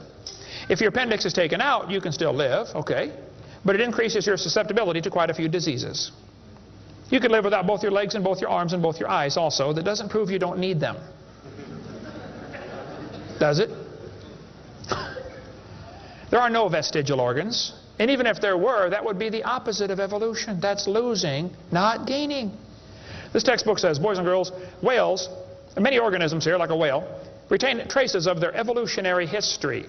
For example, the whale retains pelvic and leg bones as useless vestiges. I'm sorry, that's not true. This one says, just imagine whales walking around. It's true. These little bones right there is what they're talking about. Just imagine him walking around. I can see it now, can't you? All you need is a good imagination and some LSD, and you'll be able to see that whale walking in real life. This textbook says, the whale's pelvis is evidence of its evolution from 4-legged, land-dwelling mammals. Well, that is stupid, okay? Those bones in the whale's abdomen are essential to hold muscles that support the reproductive system. Without those bones and those special muscles, the whales cannot reproduce. This has nothing to do with walking on land. It has to do with getting more baby whales. So the author that wrote this is either ignorant of his whale anatomy and should not be writing a book about it, or he's a liar trying to push a theory off on our kids. Here, this one says, whales once lived on land. Whales were not always sea dwellers. Modern whales show skeletal evidence of previous existence on dry land. Buried deep in a whale's hip muscles are 2 small bones, all that is left of the whale's pelvis and hind legs. That's stupid. The male and female bones are very different on whales. Check your whale anatomy and tear that page out of your book. Has no business being in there. This textbook says, humans have a tailbone at the end of the spine that is of no apparent use. I was debating a guy in North Alabama. He was the president of the North Alabama Atheist Association or something like that. He got up and he said, folks, we've got evidence for evolution. Humans have a tailbone they no longer need. When it was my turn, I got up and I said, Mr. Patterson, I taught biology and anatomy. I happen to know there are 9 little muscles that attach to the tailbone, without which you cannot perform some very valuable functions. I will not tell you what they all are, but go read your Gray's Anatomy and you can figure it out. I said, however, Mr. Patterson, if you think the tailbone is vestigial, I, Kent Hovind, will pay right now to have yours removed. Bend over.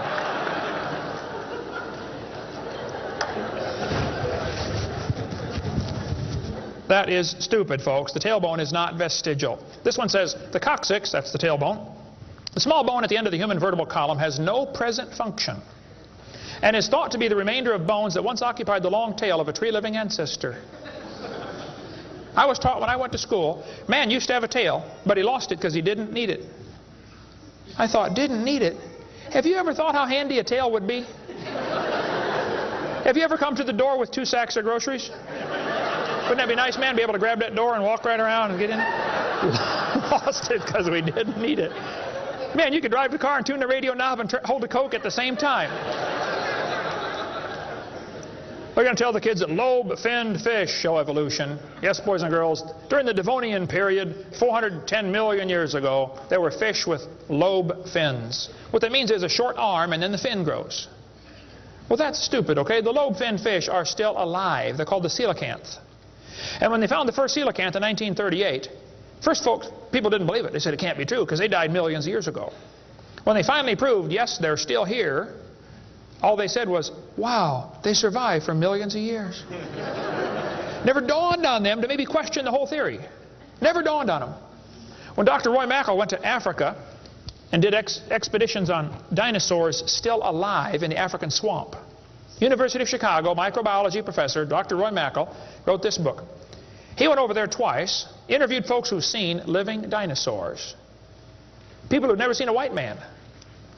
When he showed them the Apatosaurus, they said, yeah, that's Mokele Mbembe. He lives out in the river. He's not friendly. Don't get close.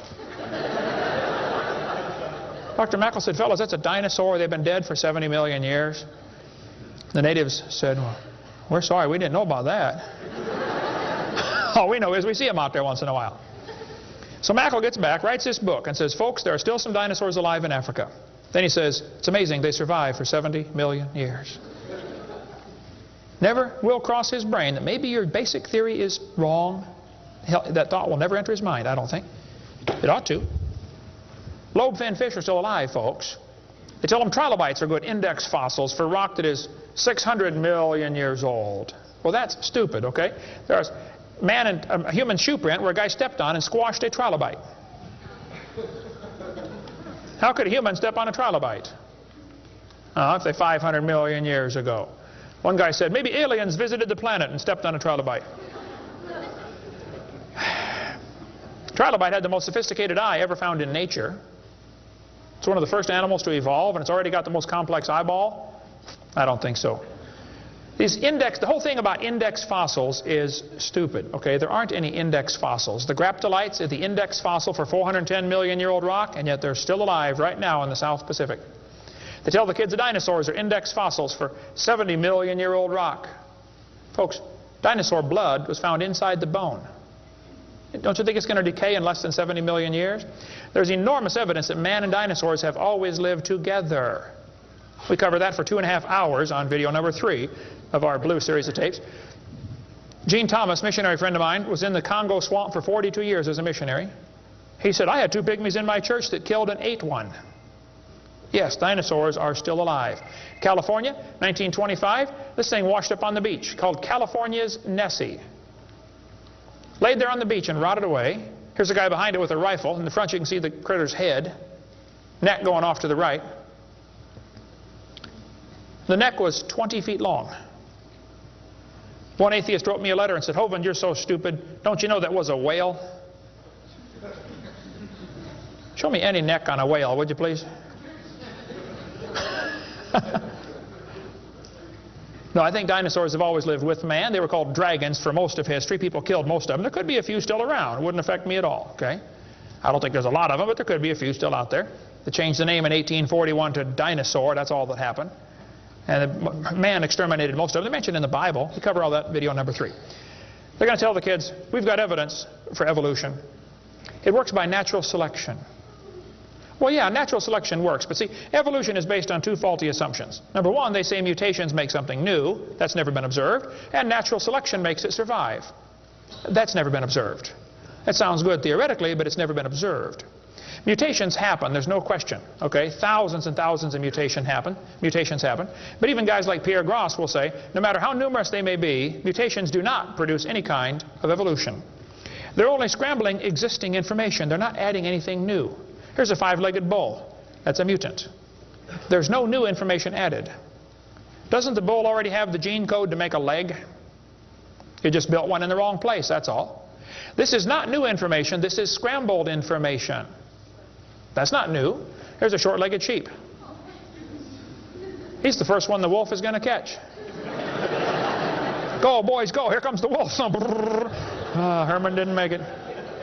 Here's a 2-headed turtle. That's a mutant. Not ninja, but he's mutant. He's going to freeze first winter. Nobody makes a double-neck turtleneck sweater. I've never seen one. I've been looking.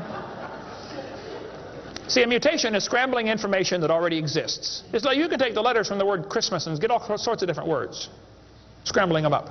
But you never get Xerox, zebra, or queen. The letters aren't available. And a mutation does not give you new information, it scrambles existing information. This textbook shows the kids a 4-wing fly. Look what it says now, kids. You've got to be careful or you'll be tricked on this one. Normal fruit flies have 2 wings. This mutant has 4. This rare mutation, like most mutations, is harmful. Look what it says. Beneficial mutations are the raw material for natural selection. Oh, why didn't they show us one? Why did they show us an example of a bad mutation and tell us that good ones is how it works? Show me a good one. You know why nobody's ever shown a good mutation? Because nobody's ever seen a good mutation. One professor I was debating said, I know a good mutation. He said, people in Africa that get sickle cell anemia cannot get malaria. Wow, that's like saying if you cut off your legs, you can't get athlete's foot. Yeah, you're probably right, but that's not a beneficial mutation. They tell them evolution and natural selection go together. He says, this textbook says natural selection causes evolution. That's stupid, okay? Natural selection doesn't cause any evolution. Natural selection is a conservative process that keeps the species strong. That's all it does. That's all it can do. It has no creative properties. Natural selection, nature can only select what there is to select from. If I said, I'm going to go around the world, I'm going to try to raise a race of people that are over 12 feet tall. So everybody under 12 feet tall, we're going to kill them. Year after year, we kill everybody under 12 feet tall. Well, there's nobody to select from, is there? Natural selection can only select what there is to select from. It's a conservative process. If you worked in a factory that produced cars and your job was to check for defects, you know, kick the tires, slam the doors, etc., drive it around, and you caught every single mistake and you rejected it, how long would it take that process to change the car to an airplane? You say it'll never change it. That's my point. Natural selection is like a quality control. It makes sure the bad ones don't survive, but it's not going to change it to something else. Survival of the fittest does not explain arrival of the fittest. And by the way, survival of the fittest is what is called a tautology. Kids, there's a big word. You can learn this. You can use this one on your brother. A tautology is a sentence that means nothing.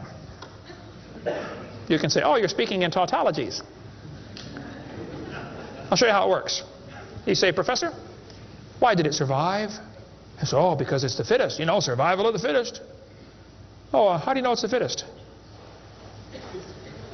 Because it survived. I see. Is that the way it works?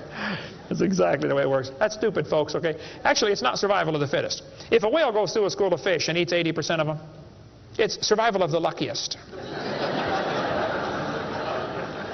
I mean, if a snake crawls into a bird's nest and eats 3 out of 4 eggs, does the snake select the weakest of the birds to eat? There's still an egg, man. He's going to eat them all. Okay? Then they do the thing with the fruit flies for the kids. They'll say, boys and girls, we raised flies in the laboratory, and we nuked them and microwaved them and x-rayed them, and we got these flies to have mutated babies. We got flies with curled wings. They fly around, bzz, bzz, bzz, bzz, couldn't go anywhere. They got flies with no wings. What do you call that? A crawl. You can't fly. They raised all these mutated flies in the laboratory and said, you know what, folks? Every fly we got was worse off than Grandpa Fly. Yeah, so? So they tell the kids, you see, this proves that flies have evolved as far as they can go. No, this proves you're messing up with perfectly good flies, okay? God made them right and you're messing them up. Now leave them alone, all right? This guy says we've got proof for evolution because flies in the north have wings 4% larger than flies in the south. That's proof we all came from a rock. That's stupid, I'm sorry. Then they tell the kids, boys and girls, today you're going to learn to think critically. Watch this sentence here carefully. Some kids doing this for homework tonight. Boys and girls, do you think humans are still evolving? Now what kind of question is that? That's one of those questions like, have you stopped beating your wife yet? Well, if I say yes, I'm admitting I did. If I say no, I'm still doing it. Wow. All right. Go back and look at the original question. Do you think humans are still evolving? Doesn't that question assume that evolution has happened? What if a kid doesn't believe in evolution? How's he supposed to do his homework tonight? That question does not teach him how to think critically. That teaches him what to think, not how to think. That's a Soviet-style indoctrination type question. And the textbooks are full of them. They're not learning how to think. And when the kid gets done with this course, he's going to think he knows how to think. But he doesn't. He knows how to be told what to think. Brainwashing at taxpayer expense. Quite a few lies in the textbooks covered in this one. We got a lot more in video number 4. Adolf Hitler said, "You let me control the textbooks, I'll control the state." What is in these books anyway? There's a lot of good science in there, but there's some poison. Professor Wilson at Harvard University said, "As were many persons from Alabama, I was a born-again Christian. When I was 15, I entered the Southern Baptist Church with great fervor and interest in the fundamentalist religion. I left at 17 when I got to the University of Alabama and heard about evolution theory. 1 year of college destroyed his faith." Philip Wentworth said, "When I went to Harvard in the fall of 24, I was not only a Christian, I was a candidate for the ministry. Then for 4 years I underwent a process of mental readjustment which shook my little world to its foundations. Through it all, one thing was clear to me. If I could reconcile religion with intelligence, I knew that I could go on into my chosen career fortified by the experience. If I could not, every consideration of honor would compel me to make other plans. In the end, I gave up the ministry." Scott wrote me a letter and said, "Dr. Hovind, until I went to college, my faith in God was sound. My college history class helped destroy that faith. I started to doubt the Bible and God's Word. I even started to doubt Jesus was truly God's Son and that He died and rose for my sins. My best friend showed me your tapes and I was in awe of what I saw. Everything I thought I knew about life was changed." Praise God. People will sit home and watch a video that you will never get to come to church. Especially men. If they're sitting at home holding the remote. There's this feeling of power that surges through their body. How many know what I'm talking about? Now come on, be honest, okay? Right? That's why we purposely leave my videotapes uncopyrighted. Copy them and give them to your friends, man. Get them saved. All right? 75% of the kids from Christian homes that go to public schools are going to lose their faith after 1 year of college. 75%. Professor Bonar said, "Evolution is a fairy tale for grown-ups. The theory has helped nothing in the progress of science. It is useless." Malcolm Muggeridge said, "I am convinced the theory of evolution, especially the extent to which it's been applied, will be one of the great jokes in the history books of the future." It's a joke. And it would be a joke if it weren't for the tragic results. How many kids are taught this thing every day and believe it, and it destroys their faith? Adolf Hitler was a strong believer in evolution. He thought the Jews were an inferior species and needed to be eliminated for the good of humanity. Joseph Stalin was an evolutionist. Trotsky was an evolutionist. Pol Pot from Cambodia was a strong believer in evolution. We covered lots more on that in video number 5. Scientists who go about teaching that evolution is a fact of life are great con men. The story they are telling may be the greatest hoax ever. In explaining evolution, we do not have one iota of fact. Evolution is a shell game. You ever seen those shell games where they put the pea down there and they put the 3 shells on it and the guy tries to get you confused, you know, he messes them around? Evolution is like a shell game. If you ask the biologist, where's the best evidence for evolution? He'll say, oh, it's in geology. I debated Dr. Pigliucci. It's debate number 12, I think, of my series out there, of the red series of tapes. Those are debates. I said, Dr. Pigliucci, you have gotten $650,000 in grant money to study evolution of plants. You've been teaching a course on the evolution of plants for 30 years. What is the best evidence of evolution you're aware of? And he said, the evolution of whales. You're a botanist telling me the evolution of whales is your best evidence? It's always this way, folks. The geologist thinks the anthropologist has the evidence. The anthropologist says, oh no, we don't have it. The biologist has it. It's a shell game. The only problem is there's no P under any of them. Nobody has the evidence. It's a joke. Sir Arthur Keith was selected to write the foreword to Darwin's book when it was republished in 1959 because he was a strong believer in evolution. Arthur Keith said, evolution is unproved and unprovable. We believe it because the only alternative is special creation. And that is unthinkable. I mean, you're not even allowed to think that maybe there's a creator? The only alternative. He's right, by the way. The Russian atheist astronomer came to America and spoke at one of the universities, and he started off his speech. He said, folks, either there is a God or there isn't. I thought, boy, this guy's brilliant. He nailed that point right on the head. I got to give him credit for that one. And then he said, both possibilities are frightening. I thought, wow, that's a good statement. You see, if there is a God, we better find out who He is and find out what He wants and do what He says. If there is no God, we're in trouble. We're hurtling through space around the sun right now at 66,000 miles an hour, and nobody's in charge. That's a scary thought. It's real simple. The Bible says, in the beginning, God created the heaven and the earth. The Christian view of history is very simple. God made the world in 6 days just like He said He did. And that explains all the symbiosis relationships.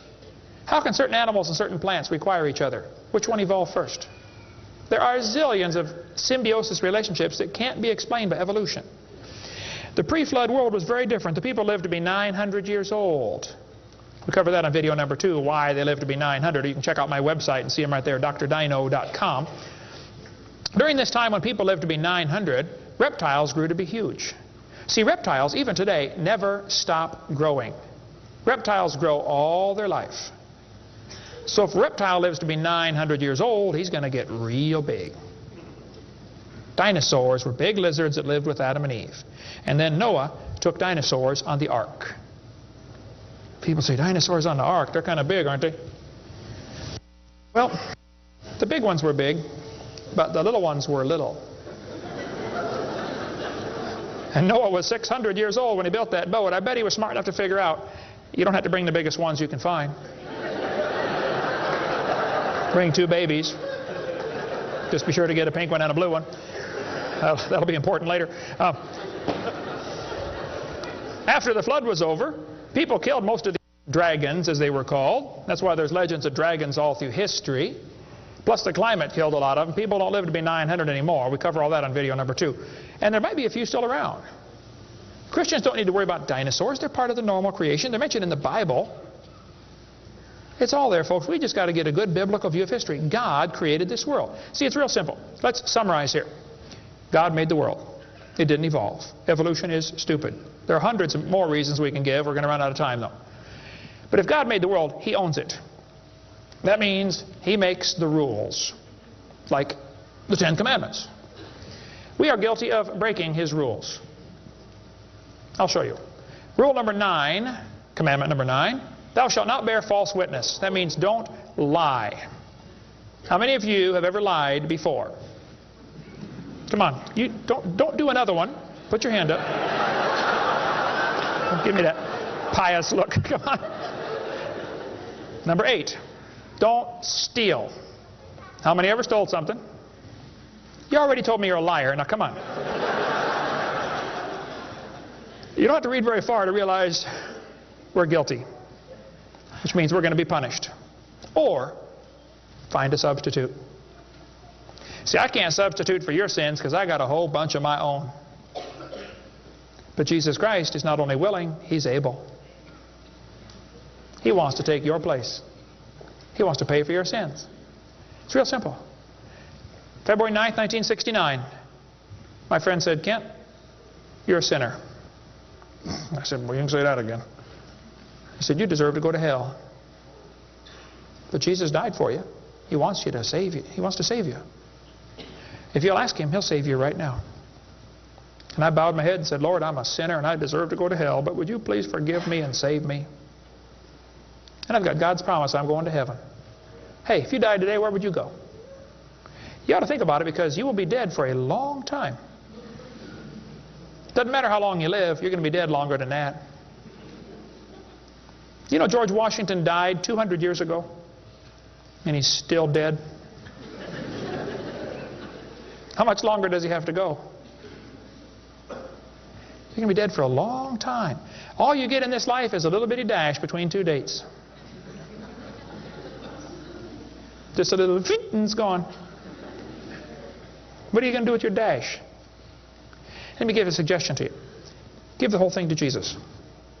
Say, Lord, you may have it, the whole thing. One time a little boy saw Jesus preach, and he had a little sack lunch, 5 biscuits and 2 fish sticks. I said, here, Jesus, you can have the whole thing. Jesus said, thank you, son. Everybody sit down, please. 5,000 men, plus women, plus children. We can assume probably 20,000 people. Jesus started breaking those fish sticks and bread up and making fish sandwiches and started passing them out to the disciples. And everybody sat down in the grass and they passed them out and passed them out and passed them out and passed them out. When they got all done, everybody was stuffed. You want another fish sandwich? Oh, no, I can't. No, man, I'm stuffed. He said, okay, disciples, gather up all the fragments. They got 12 baskets full of fragments left. That little boy came home from the meeting. Mama said, hey, son, how'd you like your lunch? Oh, Mom, you won't believe it. Was it good? Oh, it was good, Mom. You have any left? Hey, disciples, come on in here, would you, please? See, he decided to give it all to Jesus. Now, he ended up getting fed himself. He's one of them 20,000 that got fed, you know. He could have kept it and got fed, or he could give it away and get fed. Worked the same either way. If you could learn to give your life away to Jesus, you will get a wonderful life. Plus, it'll bless lots of others. Some of you ought to quit worrying about knocking that dumb ball into the hole in the dirt and start worrying about who's going to heaven or hell. And you ought to quit worrying about getting a fancier car and a fancier house and start worrying about who's going to heaven or hell. Maybe God gave you that good job so you can give some money to missionaries. Not so you can build a bigger, fancier house. You know what we need in this country? We need a Christian Barney. How many kids in this town tomorrow are going to be taught evolution on Discovery Channel, Nature Channel, National Geographic, textbooks, library books? How many? Thousands of them. And they're going to use dinosaurs, aren't they? Little 4-year-old kids get a book. Hey, boys and girls, dinosaurs lived millions of years ago. Isn't that what they say? Why don't one of you get yourself a purple costume? Get all the neighborhood kids together. Hey, boys and girls. We're going to sing now. God loves you, God loves me. He wants you in His family. If you'll ask Him now, He'll come into your heart, and of His family you'll be part. Shouldn't they learn that instead? Folks, somebody's got to reach these young kids. You ought to get some videos or something. My material's not copyrighted. You can use mine any way you want. Hey, what on earth are you doing, for heaven's sake? What are you doing for the Lord? I saw this tombstone the other day at a cemetery. Wayne Strickland, atheist. Hasn't died yet. He said, I'm a busy man, don't have time for this. I'm sorry, Wayne. You're going to have lots of time here coming up soon. Claims to be an atheist. Interesting. The Bible says the fool has said in his heart there is no God. Did you know God doesn't believe in atheists? Think about that one. Where would you go if you died? Now, if you're not sure you're going to heaven, you ought to give your heart to the Lord and get saved. If you are saved, you ought to find something to do for the Lord. If you want to get any of my video materials, they're not copyrighted. You can get a 15-hour seminar on creation, which lots of material on stuff, creation, evolution, dinosaurs. Get some of the debates or the red tapes or the miscellaneous topical series. We want to strengthen your faith in the Word of God. If you're here tonight and you're not saved, if you're watching this video and you're not saved, give me a call. I'll be glad to help you meet the Lord. Our website is drdino.com. Phone number in Pensacola, Florida, 850-479-DINO. We like dinosaurs around there. If you come through Pensacola, stop and visit Dinosaur Adventureland. If you get a chance to go on the cruise, we'd love to have you come on the cruise, and we'll talk more about dinosaurs and creation and evolution. Thank you so much for joining us tonight.